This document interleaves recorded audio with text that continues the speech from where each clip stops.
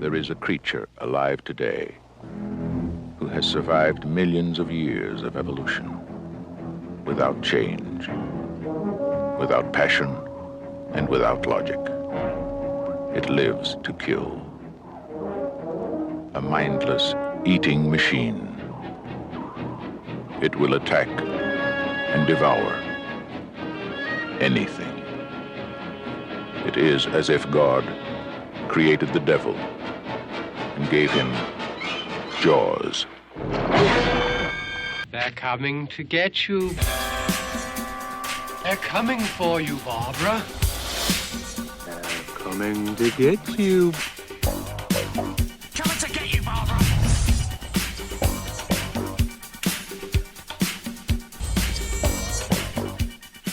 Welcome back to the show. My name is Brent Terhune, joined by Gavin Eddings, what's up? And this is They're Coming to Get You. Yeah. Thanks for all the positive feedback. Please leave a review and 9 stars if you can. 9 stars, not 10 stars. If it goes up to 10, no. If you leave 9 stars, we know you actually listen. Yeah. And you're like, they don't want to set expectations too high for any new listeners. 9 stars right now. We want you to be genuine. Don't just lie on our account, you know. But Gavin, this week we're tackling is this one of your favorite horror movies? I think it is, yes. It's actually my favorite summer movie. When I think summer movies, when it gets to be around July 4th time, it's like, you know what we should watch? Jaws. Because it's like it truly is like a real 4th of July summer type movie because the beaches are open. It's a great day for swimming. It's going to be a great time here at Amity Island. And if you look in the background of Amity, you could see the house from Amityville Horror. I did say that with producer wife was watching, and I was like, "That's that house," and she's like, "Really?" I'm like, "No," but it does look like it though. It could be. If you hear somebody yelling "Get out" or talking about flies, they're like, "Oh, there's that family that's got the haunted house." I do love. We could have they're in the same universe, and we could have whatever thing was in the Amityville Horror possess the shark. That'd be a movie I'd watch. That would be... I know that Jaws is one of these beloved films that should never be remade or done again. However, if you bring in the Amityville ghost, I think there's enough differences there that we could be like, okay, it can't be worse than 3D. It can't be worse than The Revenge. So let's possess this shark with a ghost. Well, and I think they announced, correct me if I'm wrong, Amityville in space. They did announce Amityville in space not that long ago. I did not watch the trailer for it. Those movies I've never particularly enjoyed. I tried watching the original, and it's like boring Exorcist. It's just like a more boring version of the Exorcist. Yeah, but I hope there's an Amityville crossover with Jaws, and the voice of the shark is Ryan Reynolds. I did like the Ryan Reynolds remake because it's just so brutal, and it was before Ryan Reynolds really got like big in roles, so he could still do like a low budget Amityville Horror remake. But I like that one. And I'm all for when that man takes his shirt off. When he takes his shirt off to kill his family, I was like, it almost made up for the murder. He'd be like, oh, he's about to be single and no kids. Like if he had his shirt on, I'd be like, this is disgusting. This is tragic. But he took his shirt off. I'm like, oh, that's not so bad. Good for him. But on this episode, obviously, we're watching Jaws. Yes. This is not a movie that I like. I like Jaws, and this is I think a very good movie, but it's not like a go-to for me. Really? Yeah. Love Jaws. What is a summer movie for you then? If it's not Jaws, it doesn't have to be necessarily horror, but what's like a summer movie for you? Jurassic Park. Okay.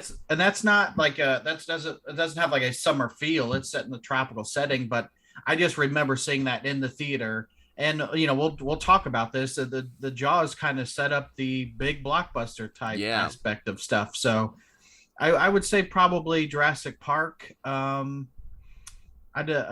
Even Space Jam. I don't even know if that came out during but I just, in my head, I don't know if it came out during the summer, but in my head, like that has a summer feel to me, even though it has nothing to do with the summer. See, the two summer movies I think of are Jaws and The Sandlot. I think of Sandlot a lot. Yeah, Sandlot is great too. And Sandlot could be considered a children's horror movie if you think about it, because that dog is terrifying.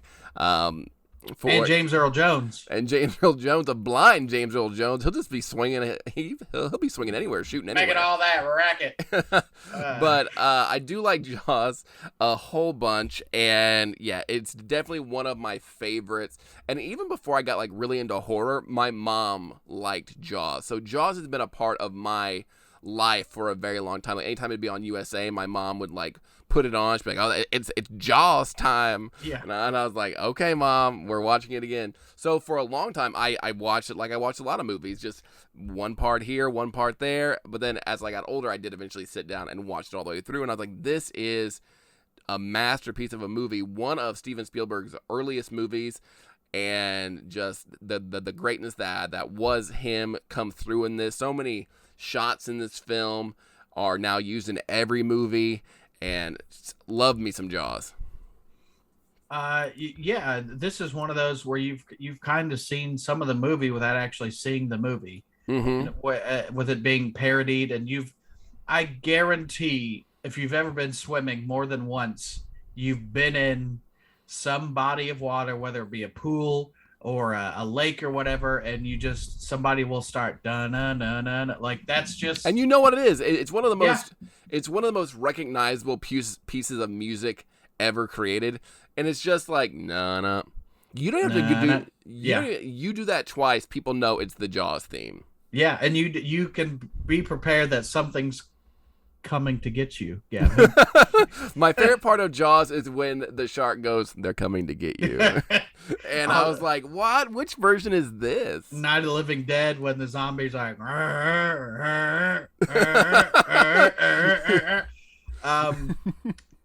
yeah, this movie released 1975 with a runtime of 124 minutes. Budget was $9 million. In the box office, Gavin, get this, $472 cajillion. Cajillion dollars, so it made its money back. They made up a new number. They made that like, this movie is making too much money. We got to stop. Directed by Steven Spielberg, written by Peter Benchley, who also wrote the novel, and then taken over later, the primary writing by Carl Gottlieb. I don't know if I'm saying that correctly, but this movie comes out in 75. The novel comes out in 1974. And that they actually bought the rights to the book, I think, in like 73, but the book didn't come out till 74. Because I was like, well, that's a quick turnaround of and we'll talk about that later in our discussion. But just an overall, it's got an atmosphere to them. And what are the 4th of July movies? Is there's this. What's is it Independence Day? Is that a 4th of July movie? 4th of July, isn't it? Yes. Yeah. I've never seen that movie. You've never seen Independence Day? Dude, you're every person that when I say I've never seen Independence Day, they're like, "You've never seen Independence Day?" Yeah. I would love if you said, "I've never seen Independence Day, but I saw the sequel and I loved it," and we'd be like, "What? Why?" Yeah, Independence Day is definitely. It's weird though because I don't consider that a summer movie. It's like a 4th of July movie, and 4th of July is in summer, but it's like a weird disconnect. But I do enjoy Independence Day. Welcome to Earth. So if somebody says Welcome to Earth, you have no idea what they're talking about. Apparently, I Know What You Did Last Summer is a 4th of July movie. I just Googled 4th of July movies. I think there's also one that is I think there's also a horror movie that's like Uncle Sam. Or like some Uncle Sam related horror movie. Was he hunting immigrants? Probably, yes. Let me see. Uncle Sam horror movie.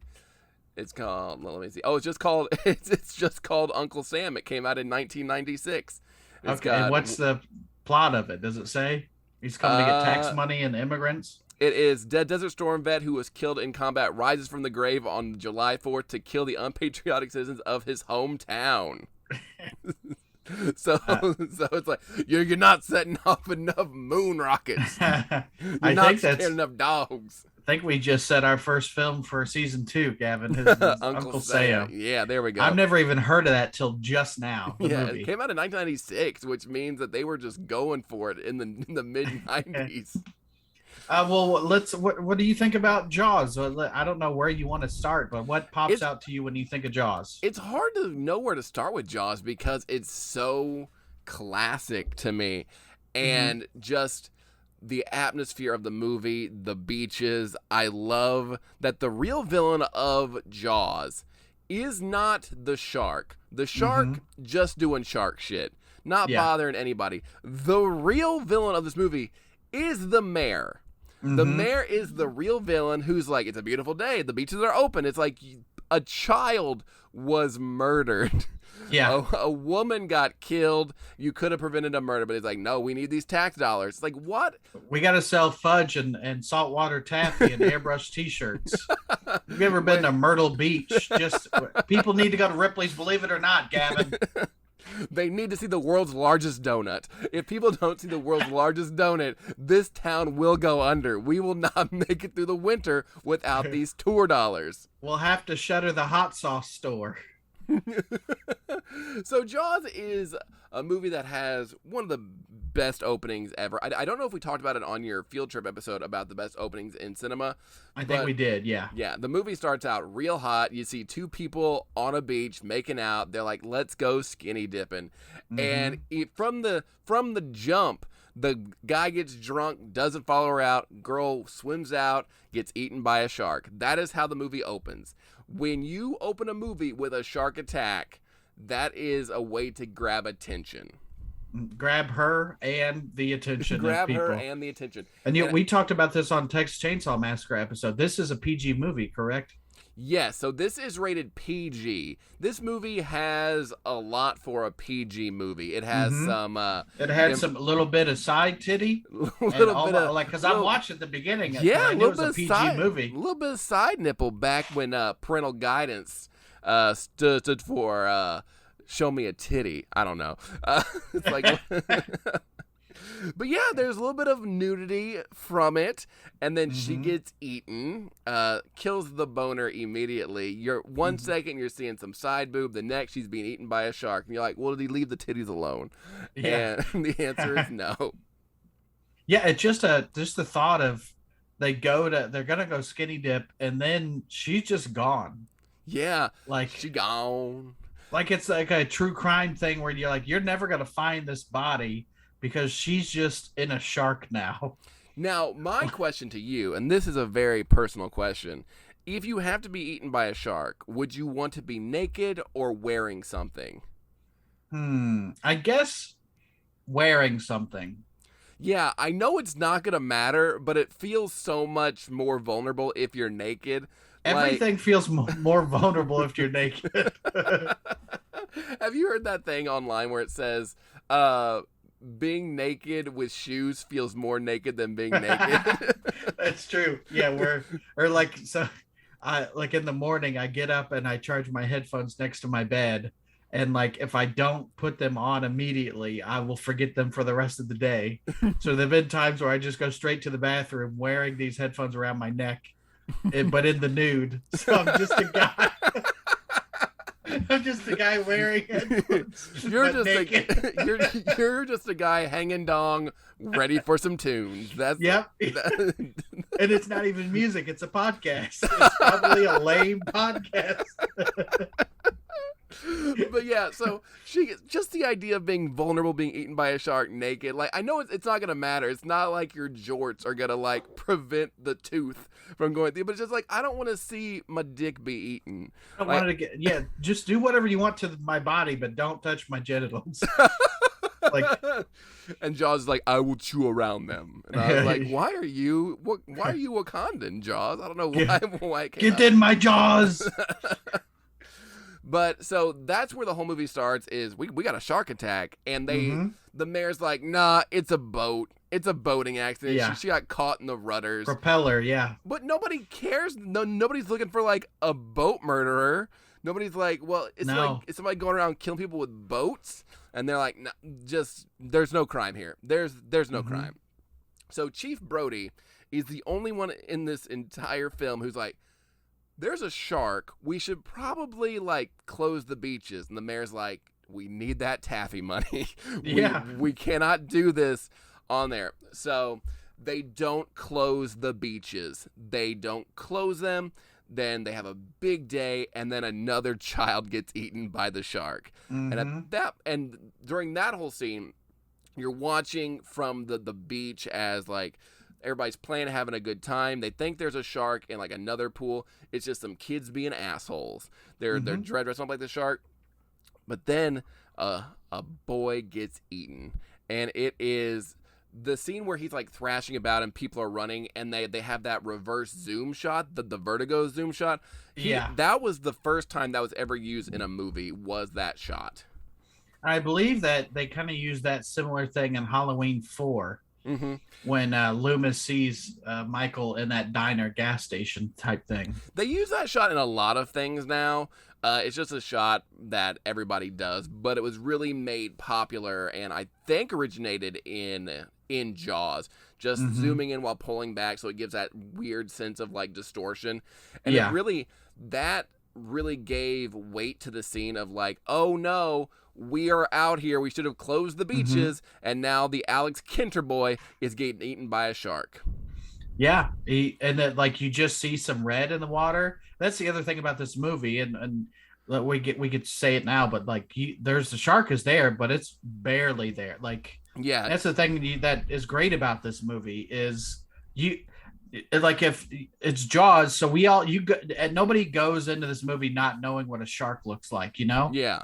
So you don't have to show it. We all know it's there. And one of the things I read was, I think Spielberg was saying like, don't use reds in the movie.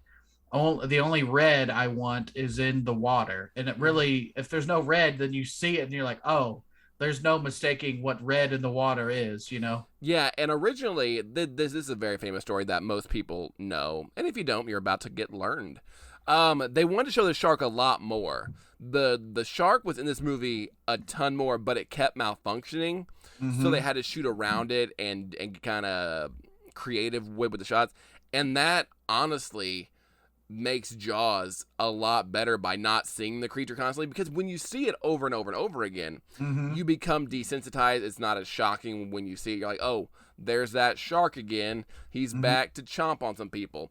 So by having it be shot in with the view obscured of the shark and just showing the reactions of the Kinter boy getting eaten and seeing like his float kind of like sitting there with like the reds on it that all popped and tore up, that's more effective than like seeing the shark like just chomping on him, because your imagination, it's very cheesy and it's something that horror has done for a long time, is that the less you see, the more your mind will fill in, and what your mind fills in is so much worse than what they could actually show you. Well, that's that Texas Chainsaw Massacre. You're like, oh, there's blood, and there's not a lot of blood in that movie, you know, or Halloween for that matter. And they do get a little bit later in the movie where you do see the shark more, and there is a very gruesome death that we'll get to, but for the most part, you don't see the shark, but the threat of the shark is always looming. When there is like water, you're like, the shark could be in this bathtub. I believe it is here. Even Spielberg said, like, not being able to see the shark, he said the film went from a Japanese Saturday matinee horror flick to more of a Hitchcock. The less you see, the more you get thriller. And that's definitely like Hitchcock's whole thing was like, we'll show you the bomb under the table, and now we'll just go about until the bomb explodes. Now, you know the bomb's there, but now let's build the suspense. We know the shark is in the water, so let's just build the suspense. Exactly. And actually, I got to meet Jeffrey Voorhees, who played Alex Kinter. I got to meet him at a HorrorCon a few years ago, and he was very nice. A Voorhees boy that died in the water while those two young counselors were making love. And when I met him, today was his birthday. But no. So I met Jeffrey Voorhees, and he talked about it. It was like he was local to the area that they were shooting. He had never really acted before, but he auditioned and he got the part. And he talked about him and the other kids who were in the film. They would actually go in the warehouse where the shark was kept, and they'd like play on the shark and like jump on the shark. And I was like, "Are you the reason it didn't work? Like, are you somehow responsible for it not working?" He's like, "It could be us." It was us. but he was but he was super nice. something about having a mechanical thing in the water doesn't seem like, well, there's shooting at the sea had many delays. So here I found and made kind of a list of all the shit that went wrong with this movie, including the shark, like unwanted sailboats drifting into the frame, cameras getting wet, just having a mechanical in 1975, just having a camera on the water. What could go wrong? We're dropping our phones in the toilet in 2022, and we're digging them out. We're putting them in rice, thinking it's going to do something. Yeah. I like the idea of just sailboats just sailing in the stream, just get into frame. Like, get out of here, Jim. No, we're trying to do something here. Just a guy in the background, like I'm gonna drift in there. The Orca, the boat, was once it began to sink with the actors on board. Like your set's just going in the water. The prop sharks frequently malfunction, owing a series of problems, including bad weather, pneumatic hoses taking on salt water, frames fracturing due to water resistance, corroding skin. From the first water test onward, the non-absorbent, quote, neoprene foam made up the shark's skin soaked up liquid, causing the sharks to balloon, and the sea sled model frequently just getting engaged in seaweed. Spielberg later calculated that during the 12-hour daily work schedule, on average, they only shot about 4 hours of film, or spent 4 hours filming. Spielberg said we would shoot 5 scenes in a good day, 3 in an average day, and none in a bad day.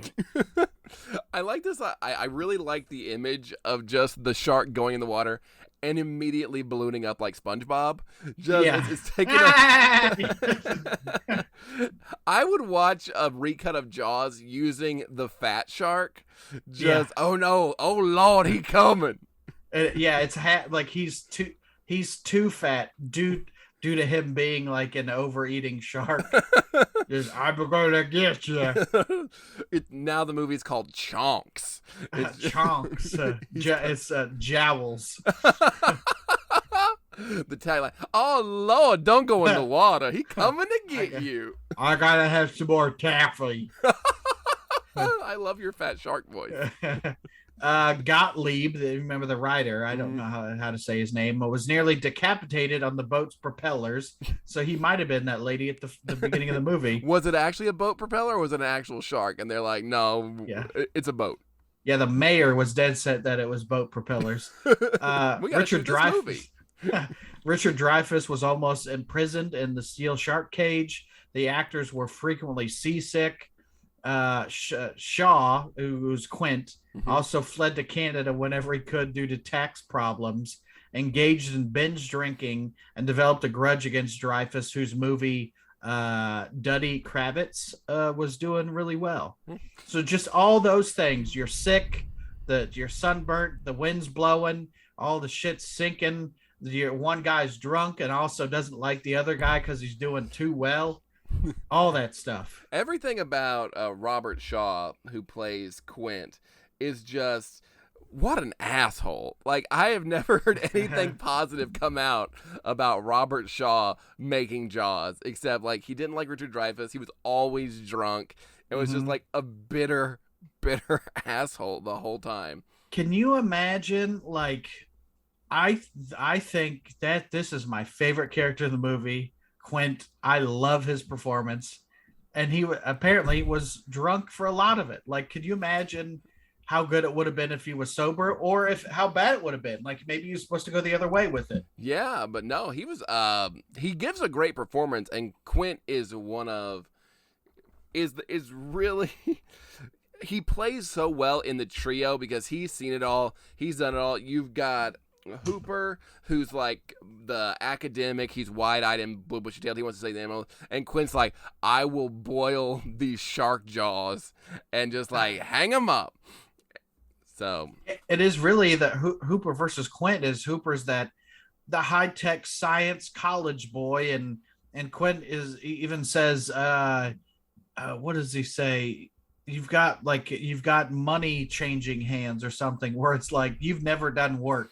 The only work you've done is touching money. Yeah. And then Quint is just that instinct, hard work. Like this guy's never measured anything in his life. He's just a guy that just kind of knows how to like cut what length to cut a board or whatever. It's all purely instinct. And I think like there's a happy medium between these two characters. Yes.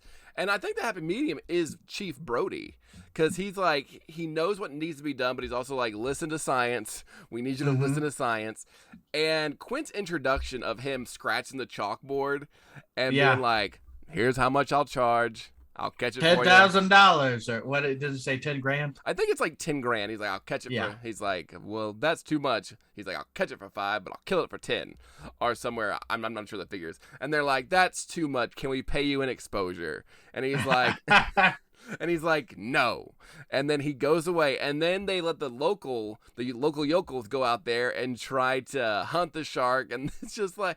It's like that scene in Dawn of the Dead where they're all like, we're going hunting. They're all get on their boats being super unsafe. And they do catch a shark, but it's the wrong shark. And one of my favorite just unintentionally funny lines is when they have the tiger shark hanging up on the dock.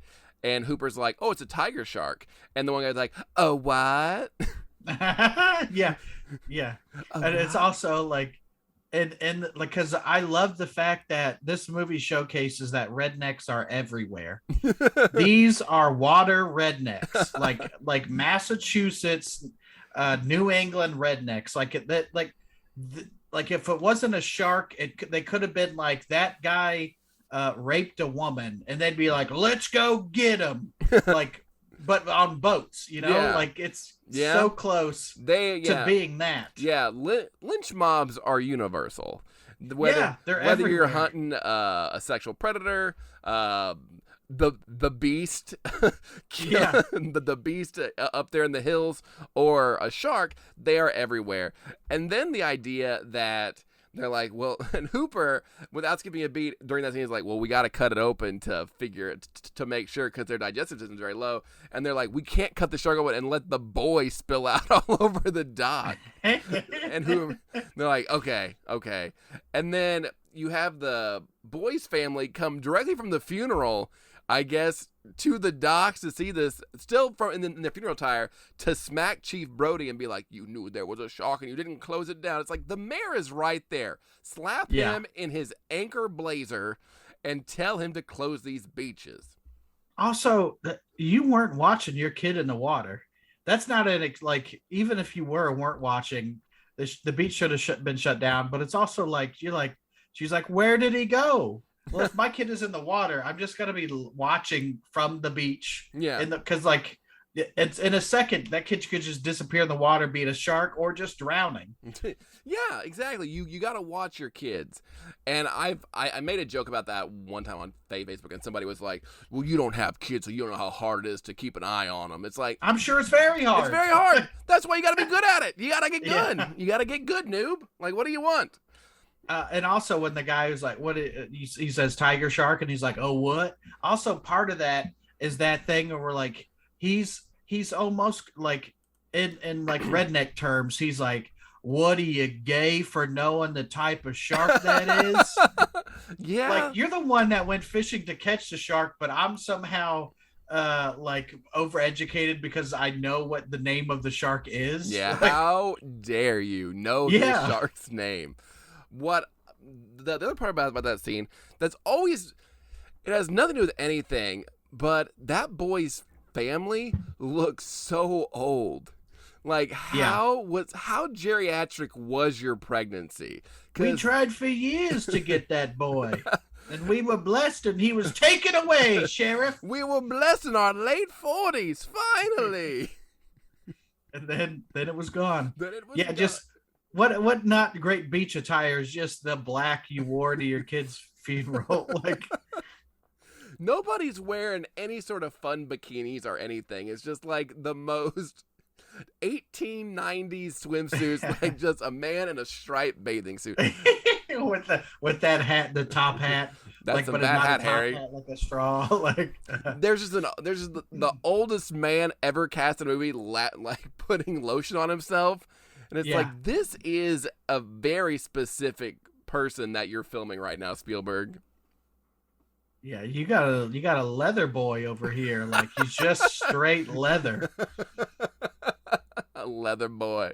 I do like that there's later in the movie when like everybody's kind of finicky about going in the water, and the mayor is just like, "What are you doing? Get in the water!" Like it's almost intimidation from the mayor. Go to get in the water. Have fun. Go have fun. It's like, no. And I just wrote in my notes, I'm like, dude, you're in a full suit on the beach. Like, if anybody's not getting in the water, it's you, guy in a suit. That's his swimming suit. That's his actual suit. Yeah. You got to be mayoral in the water. He's like, I might have to talk to a voter out here while I'm belly flopping. Vote Quimby. Just floating by. Oh no, Mayor Quimby's here too. So they do eventually open up the shark, and you get there's so many iconic lines in this that were never meant to be iconic lines. When they're digging through the shark, he's like, must have swam up through the Gulf Stream, and just like throwing that, like that was referencing like Buffy the Vampire Slayer a few years, many years later. But just him digging through the tiger shark and like digging the license plate down and be like, well, there's no buoy in here, so like shark's still out there, trying to figure out like the diameter of the bite. And that's when they finally, after there's been enough murders in this town, that okay, maybe because the Kincaid boy gets killed, and then they kill another guy whose like leg floats to the bottom, I think. Oh yeah, and this has some gore. And again, PG, just a leg floating. For pretty gory. There we go. and that's that when you're like, it's on TV, and when you said like your mom showed it to you all the time, like, and I think you said before, your mom's not a horror movie fan, right? She's not a huge horror fan, but she would like. Yeah. There are certain ones that she really liked. She was a big Godzilla fan, and she was like, she really liked Jaws. And this is that movie where like if somebody said this is not necessarily a horror movie, but like an action movie, I could say okay.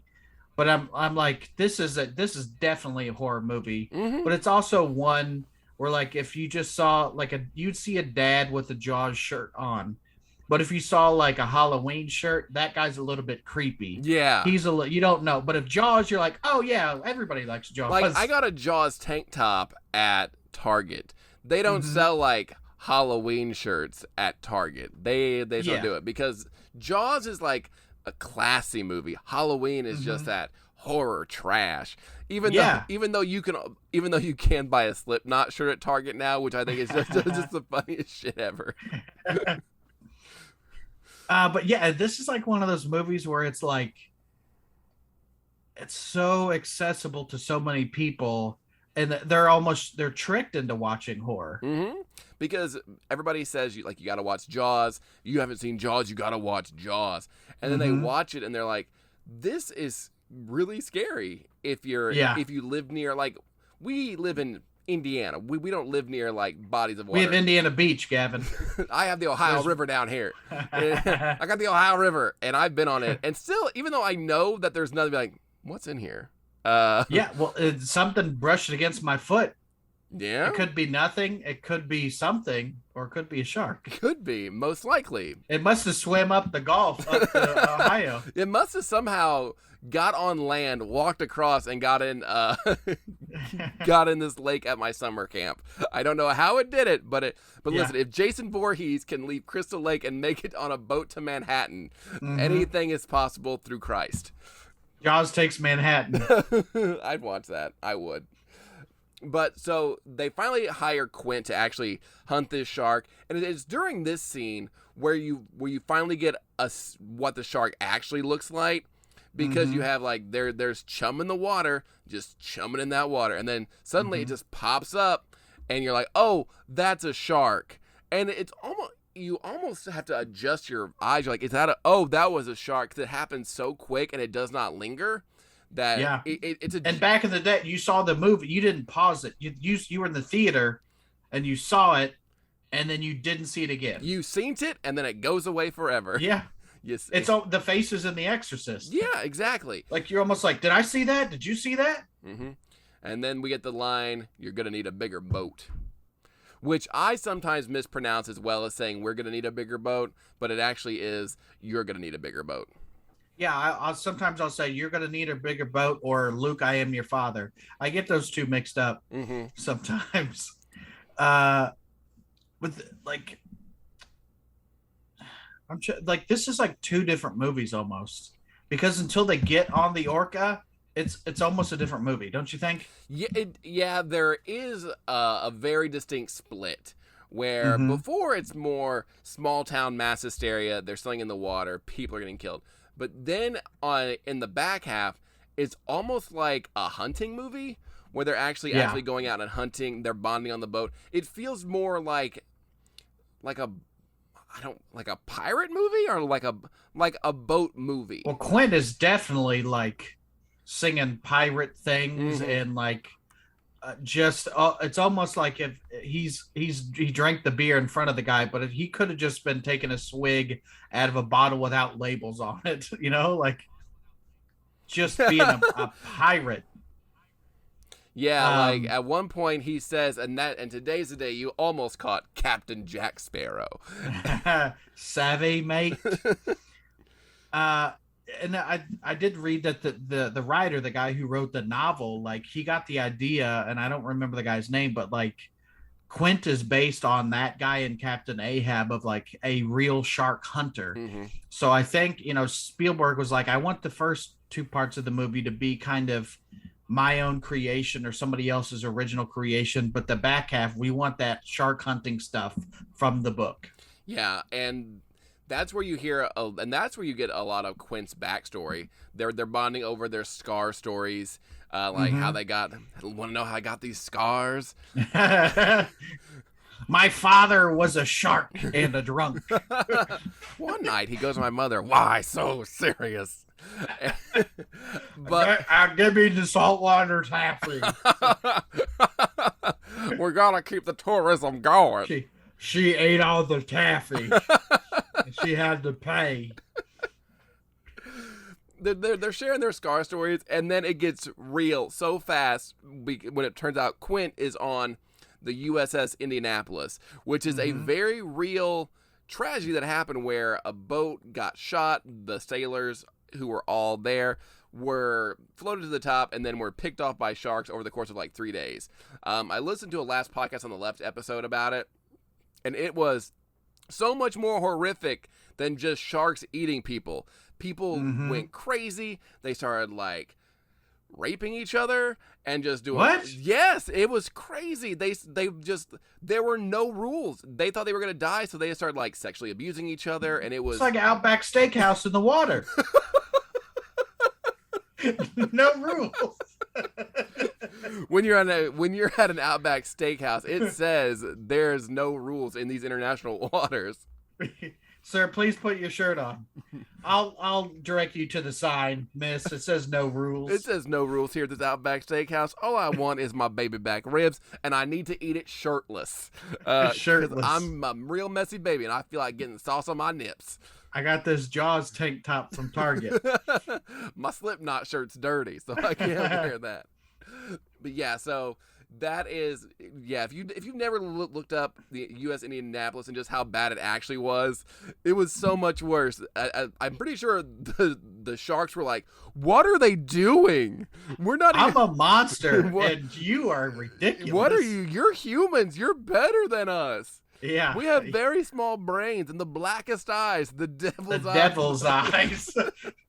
Well, I rewatched that monologue because I watched the movie. I usually, when we record these episodes, I try to like day of watch the movie, but I didn't get a chance to. So I watched it a few days ago, but I went back and rewatched this USS Indianapolis monologue because from the first time I've seen this movie to the most recent time, every time I'm like, man, this like monologue, you could just isolate this and that, like if that was just it, you'd still be like, man, I need to see Jaws, even if the rest of the movie didn't exist. You know, the way that's portrayed, the character, the story, the intensity, is just ridiculous. Yeah, just imagine how many people have gone out to Hollywood and been like, "What's your monologue?" It's the Uss Indianapolis from Jaws. Like, no, this is for a Disney Channel original movie. Please don't do that. Yeah, like this is definitely and you and I on the field trip have talked about like opening scenes of movies, but like there's this monologue and then like Dr. Loomis's monologue from the original Halloween of like the darkest eyes, the devil's like just some of those where it's like my frequent YouTube searches are just those types of scenes. Yeah, because those are the ones that really stick out. And just that monologue is so good. And Robert Shaw may have been a complete asshole to everybody, but man, and if he did that monologue drunk, like, good on him. Like, don't let him drive, but let him do monologues. Well, I did read that he did it drunk and then was ashamed of his portrayal, so he asked Spielberg to do it again, and he nailed it. And I think this was a much longer scene, like 10-page monologue, and it was like, I can't memorize 10 pages of shit, you know.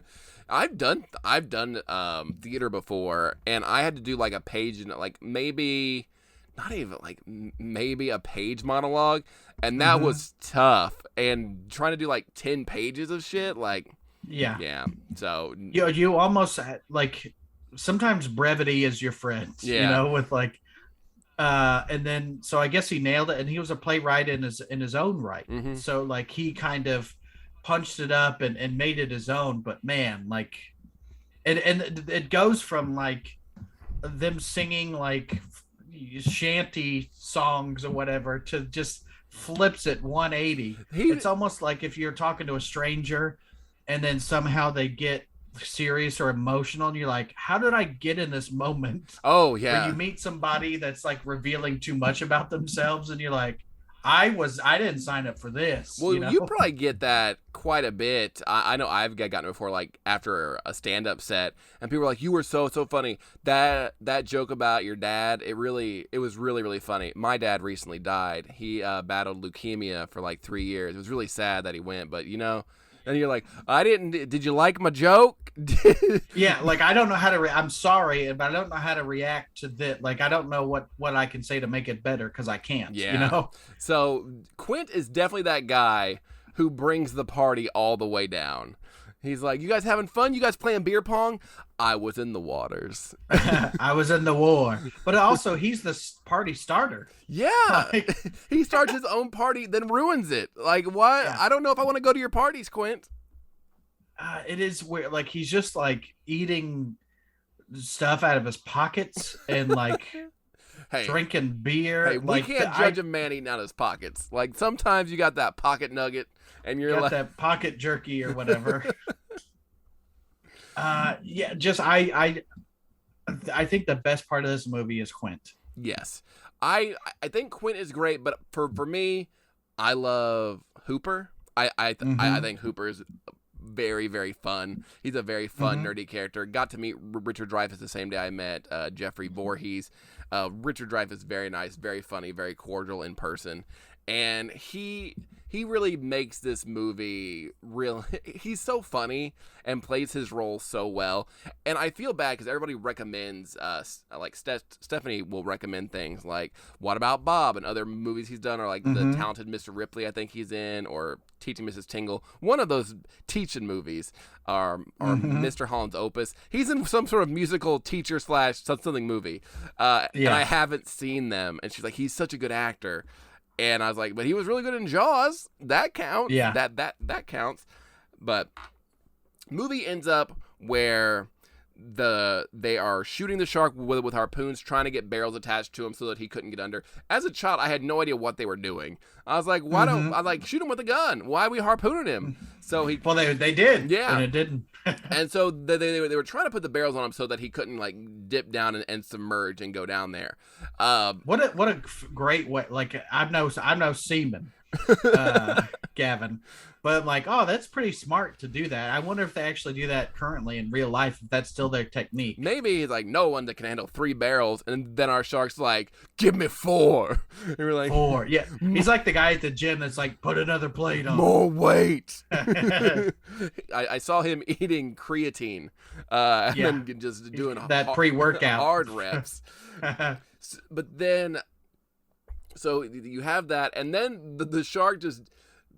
I guess does he headbutt the boat, or that's where like you get that animals taking revenge. He's fed up and he starts like, so it goes from that monologue to the fun like sea shanty things, and then the boat just starts breaking. Yeah, because the shark is like pulling the widgets out and like the gizmos that's all tied up. And then the boat starts sinking, and that's when our boy comes on land and eats our boy Quint in a super violent, very graphic death for a PG movie. Again, I made this joke in the last one. PG, the same rating as this upcoming week's Minions movie, The Rise of Gru. You can either show your kids Gru and Despicable Me or Jaws, and they have the same rating. Yeah, and that was where I rewound the movie to watch that part again.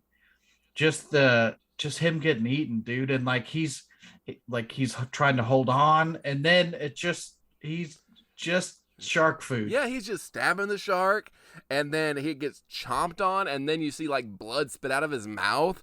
And then he's just gone, and you're like, but that just foreshadowing that character. It was like we all knew that was going to happen. Like this guy's like, I'll never put on another life jacket. Like this guy's fate was always to be in the sea. He was going to be eaten by the shark. And do you think that shark was one of the sharks from the USS Indianapolis? I absolutely think so. I think it tracked him. I think it was a long con. He's the Demon Barbara Fleet Street Sweeney Todd coming back for revenge. You remember me? What then? I hear you, Joanna. What they don't show you is the shark actually doing the long con. You see him talking to a banker, telling them to give Quint a boat loan. Be like, give him the boat. Give him the boat. It's a very long con. He's got his hand in everything. He's got his fin in everything. And his fit. And then like that, there's not a lot. You don't get a lot of times of seeing the shark. You get the first, like when you see the shark, when it's the sheriff tying the knot or whatever. And then he's got to do a double take of like, oh shit. That you and as a viewer, you're like, oh, that's a big shark. And then the thing that it was most far-fetched, and I can excuse it, but when like the shark is up out of the water but on the back of the boat and it's a longer shot, and I'm like, okay, that looks like a fake shark. But I'm like, it's 1975 on the water. What else could you do besides that, you know? Yeah, getting to Quint's death, I actually skipped what I think is the scariest scene in the movie. They find like a downed boat, and they send Hooper down to investigate. And while they're investigating, it is so terrifying because you don't really expect it. Where he's looking through the boat, he's trying to get the like diameter of the chomps on it to like see how big of a shark they're doing, and then just a head floats out, just a whole ass head just floats up to the surface. That's an oh shit moment of the movie for me. Yes. Was because it's like that's not the type of scare you think is going to be in this movie. Yeah.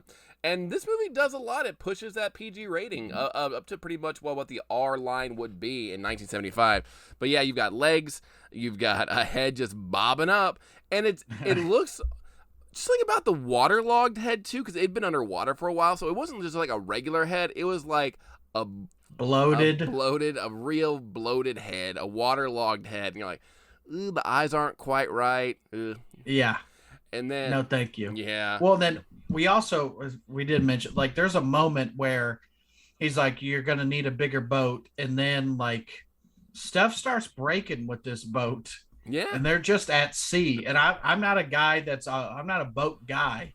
So at the first sign of like, oh, it's a little wet where it shouldn't be wet, I'm like, let's go in. And Quint is just like smashing the radio and like like it's just his fate was always to be shark food. Like he was pushing the boat to its limits. He's like putting out fires, and then you're like, "This taking on water. We should not be here anymore." That's the quintessential. She can't take anymore. Like you're that guy. Ah, the quintessential. The quintessential. Come on, folks. These are jokes. You get it? These are. It's a but he's prepared. He's like ready to take on this shark. Like this is, for some reason, his mission. Like it's not even about the money for this dude. Yeah, he just wants to kill that shark. He wants another trophy on his wall, and this is a big boy. And what I also enjoy is that they send Hooper down in like the shark cage, like see, and the shark's like, "What up? I'm your boy. I'm the shark," and just starts headbutting it, and it breaks the cage. And then Hooper does what I think we would do: is he just hides in some seaweed.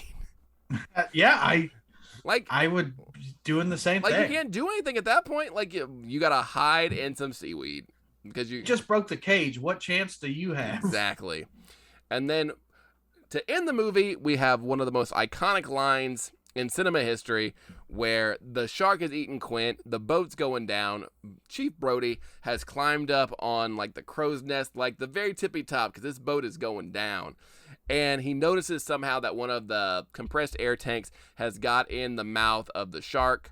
And he's like shooting at it. He misses a few times, much like our friend Flyboy in Dawn of the Dead. If Flyboy was shooting, the movie would end very differently with the shark eating everyone. He would have tried to slap the shark. He would just try to. Doesn't work.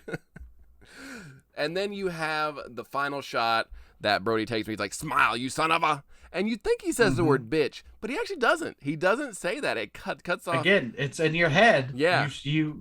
Yeah. And then he hits the because if they said bitch, it would have made it in our movie. Yeah. So he says, "Smile, you son of a," and takes the final shot, hits the tank, blows up the shark's head in another very gory display. And I know it's a fake shark. I know it's an animal. It's a fish, but what a gory end for Jaws. And I think anything less than that would have not been very satisfying because you have to blow up the shark. I think the original ending was like, definitely not that. They went with the let's blow it up. This is a summer blockbuster type thing. You maniacs, you blew it up. But yeah, I think it was supposed to like he was going to die from just wounds from spears or whatever it was, or harpoons, I guess. What a really boring, non-conclusive ending as you just watch the shark in hospice slowly die.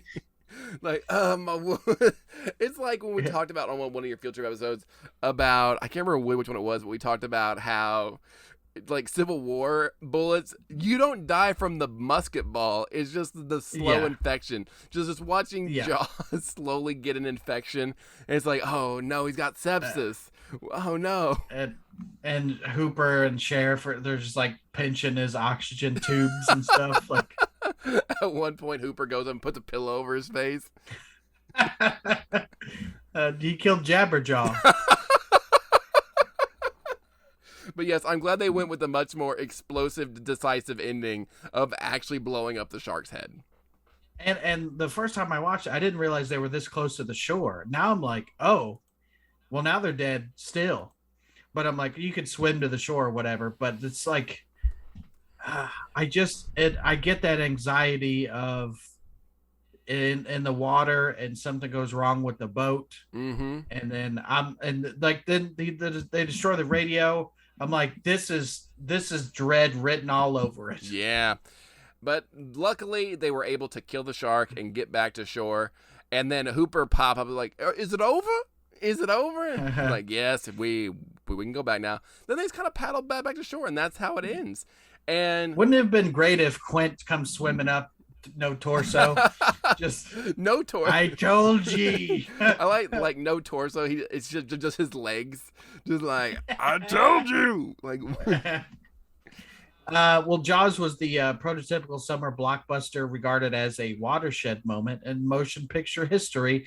It was the highest grossing movie until Star Wars in 1977. Both were pivotal in establishing the modern Hollywood business model, which pursues high box office returns from action and adventure films with simple, high concept premises, Mm-hmm. released during the summer. So they like I think the original release date was like a Christmas release. I'm like, this doesn't feel Christmassy to me. You watch Home Alone, you watch Muppets Christmas Carol, and then you put on Jaws.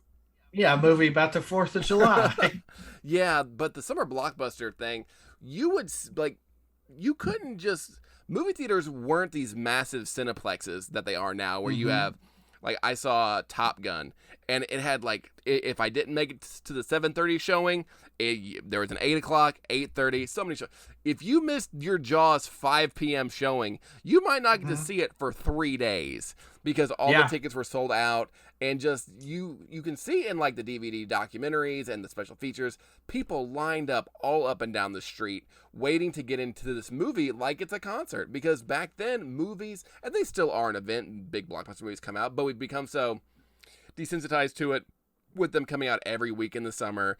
You have so many showings, like I mentioned, that you don't realize how much of an event going to a movie was back in the 70s. Mm-hmm. Yeah, now it's like a movie is the thing that you do before you go to an event. Yeah. Like it's not even, it's just let's just pass the time, you know? It's like, we got a concert, if you go out of town, it's like, we got a concert night, but we got in town a little early. You want to go catch a movie real fast? Yeah, you catch a movie. Usually the movie was the event type deal. Yeah, you put on your finest pearls, and then you leave, and then you get shot in the alley by Joe Chill, and that's how Batman becomes made. You ever dance with the devil in the pale moonlight? The blackest eyes, the devil's eyes. You want to know how I got these scars? The writing, I mentioned, was supposed to be just the writer of the book, but they brought in this dude, Gottlieb.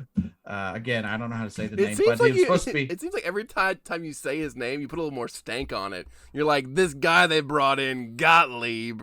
This dirtbag they brought in.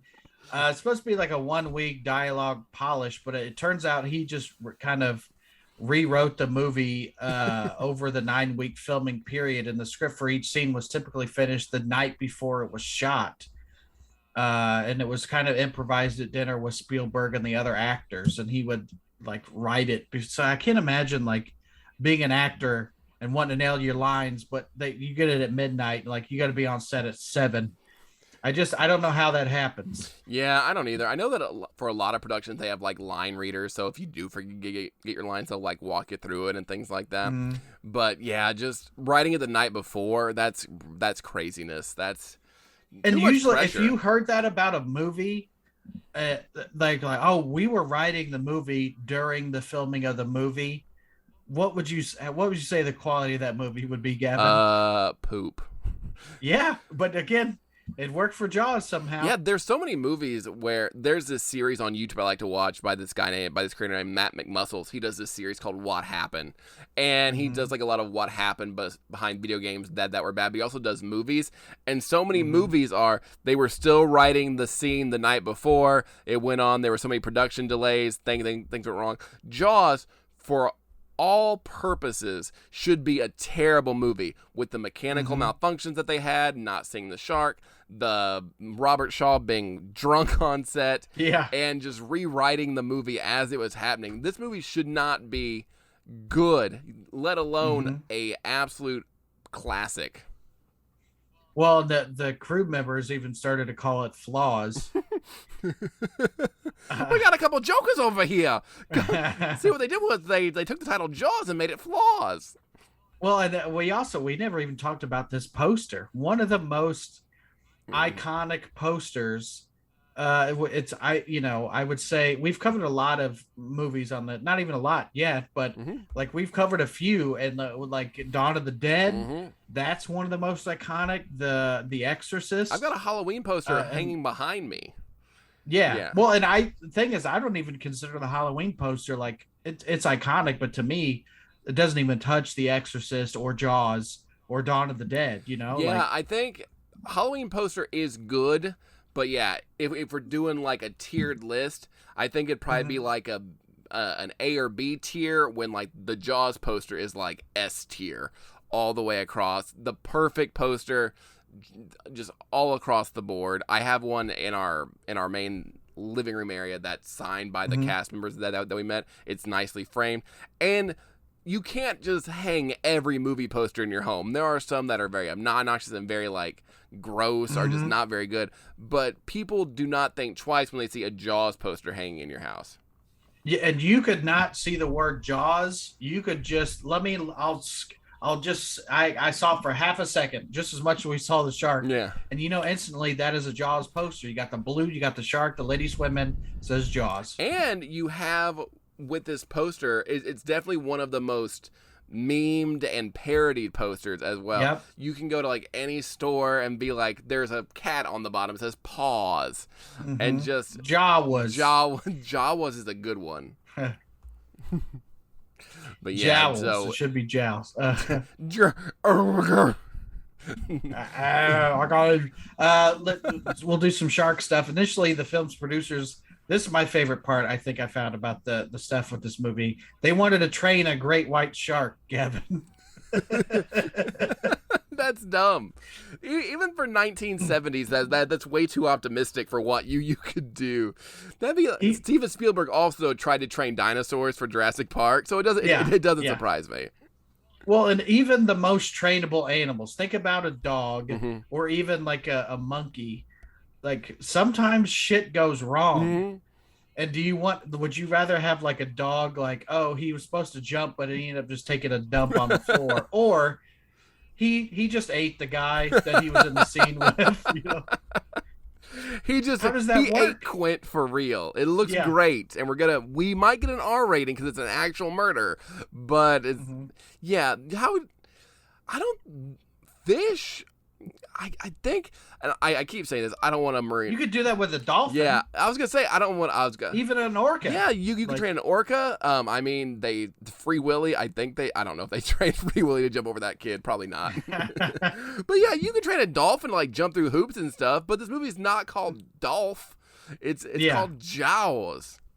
Well, then there's also a story. They're called a killer whale for a reason. Yeah, people like trainers getting killed. Yeah, and that's with like an animal that you can have somewhat of an emotional understanding with, like a friendship, perhaps romance. You don't know what they do.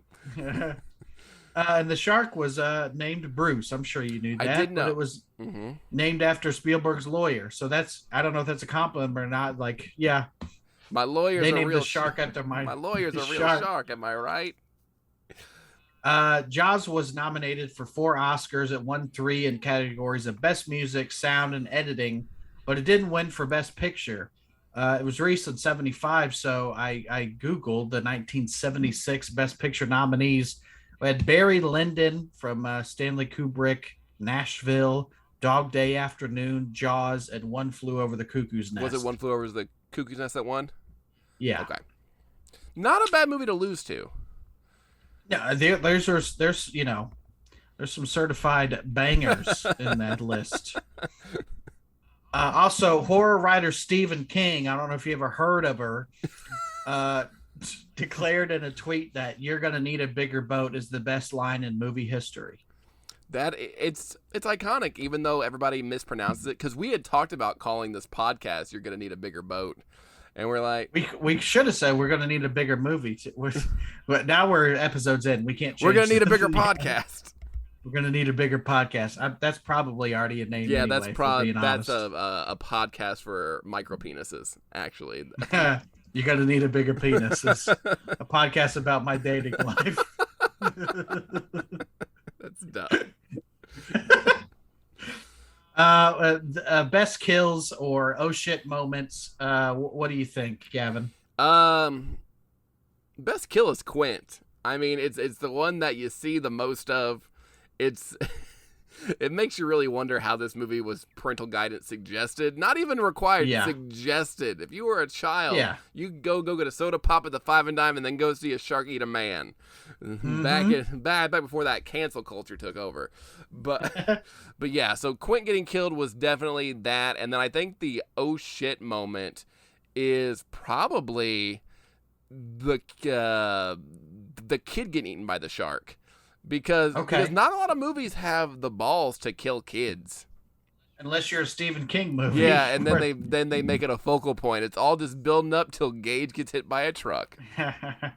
I think the oh shit for me is the face in the boat underwater, or the first time you see this. Like I think every scary movie in this could be an oh shit moment of half his body's in the shark.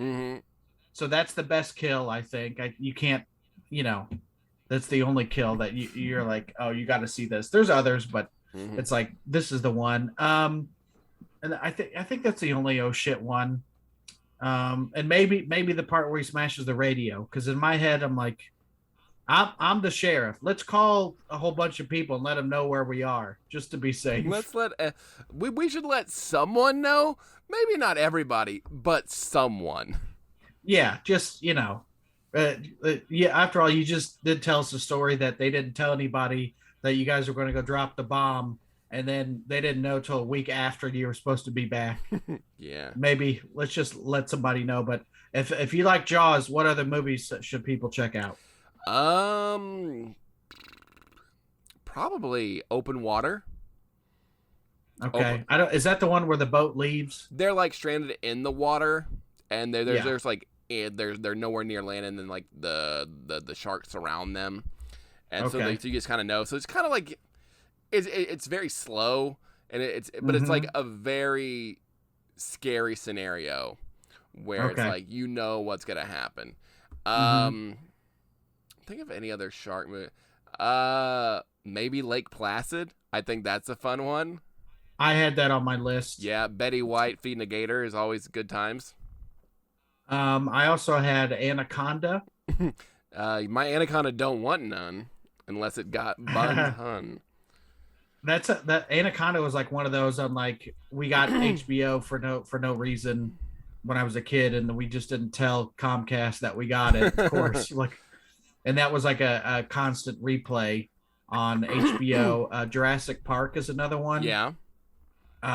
Just kind of a let's release monsters. Yeah, and that's a Spielberg movie as well. So you can definitely see how Spielberg evolved in like the 20 years in between those movies, and like the effects on both. I mentioned like, oh, you can. Of course it's a fake shark, but you can't really.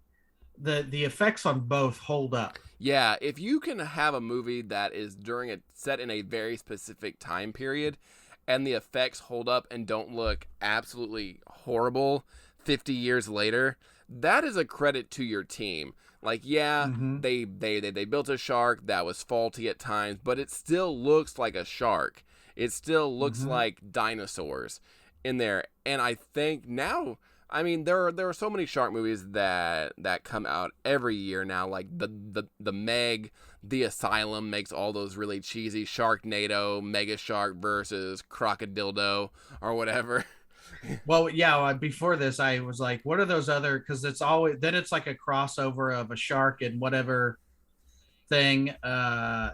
Here's a 5-headed shark attack. So it's not, and that's a problem. Like I feel like if you've seen Jaws. I'm sure there are other good shark movies, but if you're like, just watch one of the subgenre, just watch Jaws, because the problem with shark movies is it's already a real monster. So you have to up the ante. And the only way to do it is to give it 5 heads or make it now it's Big Jaws. I did forget one shark recommendation movie. Okay. And that is the classic, absolute masterpiece, Deep Blue Sea, starring Ladies Love Cool James. Have you ever seen Deep Blue Sea? I have not, but I know in my research that the license plate that falls out of the shark is also in Deep Blue Sea. That's the license plate number. Yeah, so Deep Blue Sea is one. If you want maybe a little lighter fare after watching Jaws and how terrifying it is, Deep Blue Sea, the sharks get smart and can like hunt people. It's got Samuel L. Jackson in it. It's got LL Cool J. LL Cool J wrote a song for the movie called Deepest Bluest. My hat is like a shark's fin. It's an absolute banger. When I am old and gray, I will forget my loved ones' names, but I will always remember Deepest Bluest. My hat is like a shark's fin until I die. And I did Google those Asylum Shark movies. There's also one that I really want to see is Aquarium of the Dead. There's Megalodon Rising. There's Jurassic Shark. Ape versus Monster, Sharknado, Sharks of the Corn. I want to see some of these I just want to see because I know it's so bad. Yeah, and sometimes you gotta get into those real deep cut. When you're on streaming services, it's not as easy as when you were like walking through the horror aisle to determine like what's good and what's bad. But sometimes you gotta get real deep in there. And there's also one that I also need to check out called Santa Jaws. Yeah, so if you need a Christmas-themed shark movie, this is the one for you. Yeah, so those were my recommends, and I guess, and finally, do you think Jaws is scary? I think it is if you live near a beach. I think being in landlocked Indiana makes it a little less scary, but I could see. Yeah, that definitely has jump scares, and it definitely gives a very primal, real fear to you in wanting and being afraid of like an animal that exists. So yeah, I think 100% it is scary. I think it for sure is scary, and even if you are on landlocked whatever, like I said, we've all been in a pool, and you're like, you know what? I know this is a pool. I know this is in my friend's backyard, but you never know. But you never know, what kind of pet my friend has. And also, it is a real monster. Yes. This is not like a demon that you could debate exists. This is real. Yeah. You can go to your zoo and see some form of shark. Yeah, absolutely. So yeah, absolutely. So I think, scary. I think we got to keep the beach open. Yeah, We need those tourism dollars. Listen, I've got all these airbrush shirts. They're not going to sell themselves. I got one that says "Jamaican me crazy," and I need to sell it today. People need to remember the place they're at by having that name of the place written on the shirt. In neon and we didn't pink. even talk about this was a meme going around, but the parallels of COVID and the mayor of shut it down, and he's like, nope, we got to stay open. Everybody's having a good time. We're not wearing masks. It's wonderful. We're all unvaxxed. What a great time to be out here. We're in the water.